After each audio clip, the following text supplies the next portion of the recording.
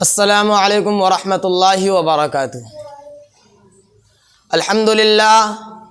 للہ وکفی وسلام علی عبادہ الذین اصطفی اما بعد فاعوذ باللہ من الشیطان الرجیم بسم اللہ الرحمن الرحیم قل ان الموت الذی تفرون منہ فإنہ ملاقیکم ثم تردون الى عالم الغیب والشہادۃ فینبئکم بما کنتم تعلمون۔ میرے محترم بزرگوں اور دوستوں،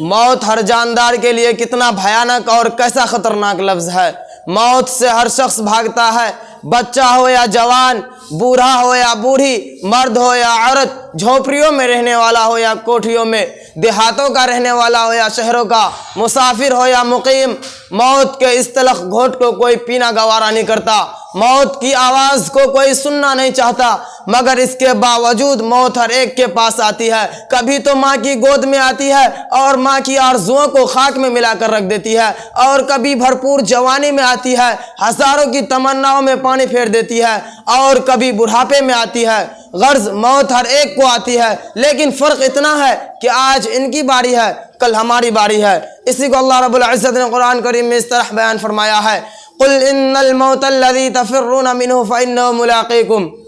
اے نبی فرما دیجئے کہ جس موت سے تم فرار کرتے ہو وہ کہیں نہ کہیں ضرور ملے گی، اور تمہیں اس مالک کی طرف لوٹ کر جانا ہے جو تمہارے ظاہر باطن اندر باہر کا علم رکھتا ہے۔ اور کل قیامت کے دن جس میں اولین آخرین جمع ہوں گے، نفسی نفسی کا عالم ہوگا، تمہارے اعمال میں سے تنبا کرے گا۔ اگر تم نے خدا اور اس کے رسول کی اطاعت و فرما برداری میں زندگی گزاری تو نعم اعمال تمہارے دائیں ہاتھ میں دیا جائے گا، اور فرشتوں سے کہا جائے گا اسے لے جاؤ اور جنت میں داخل کر دو، اور یہ پیغام سنا دو کہ اب تمہیں کبھی موت نہیں آئے گی۔ اور اگر تم نے خدا اور اس کے رسول کے قانون کو توڑ کر مخلوقی خدا کو تکلیف دینے میں زندگی گزاری، اور تم نے حلال کو حلال اور حرام کو حرام نہیں سمجھتا تھا، رشوت اور سود سے تم نے اپنی جیب کو بھرا تھا، یتیم اور بیواؤں کی دولت پر ڈاکہ زنی کی تھی، تو کل قیامت کے دن ناکامی کا جھنڈا پیچھے کی طرف سے پکڑایا جائے گا، اور فرشتوں سے کہا جائے گا اس کم بخت کو لے جاؤ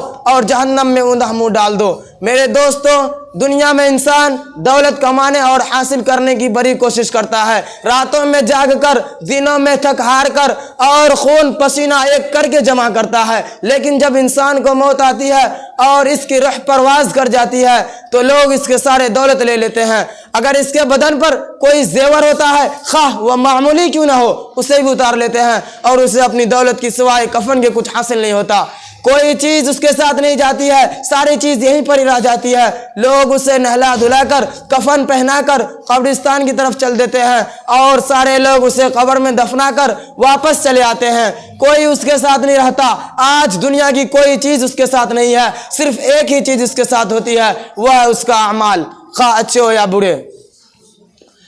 عزیزو، یاد رکھو،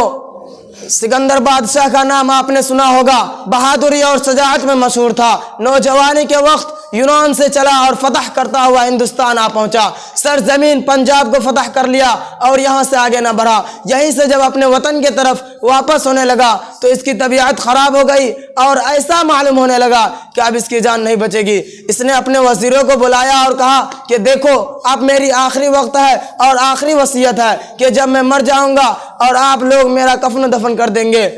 وزیروں نے فرمایا حضور ایسا نہ فرمائیے، کیونکہ اس میں آپ کی بہت بے عزتی ہوگی، کیونکہ آپ کا جنازہ ایک بادشاہ کا جنازہ ہوگا، پوری دنیا اسے دیکھنے کے لیے آئے گی۔ جب لوگ دیکھیں گے کہ آپ کا ہاتھ کفن سے باہر نکلا ہوا ہے تو پوری دنیا کہے گی کہ دیکھو سکندر کتنا بڑا لالچی ہے، فتح کرتے کرتے مر گیا مگر اب بھی اس کی لالچ ختم نہ ہوا، وہ کفن سے ہاتھ باہر نکالا ہوا ہے۔ پھر سکندر بادشاہ نے فرمایا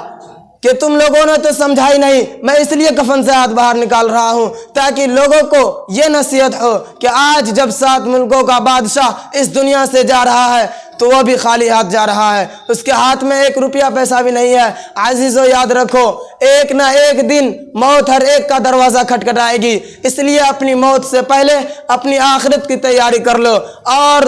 دوسروں کو کاندھوں پر رکھ کر یہ عبرت حاصل کرو کہ ایک نہ ایک دن تم کو بھی دوسروں کے کاندھوں پر سوار ہو کر شہر خاموشہ جانا ہے، اور جس طرح آج یہ خالی ہاتھ جا رہا ہے کل تم کو بھی خالی ہاتھ جانا ہے۔ دعا کرے کہ اللہ رب العزت ہم سب کو ان باتوں پر عمل کرنے کی توفیق عطا فرمائے۔ آمین۔ وآخر الدعوانا الحمدللہ رب العالمین۔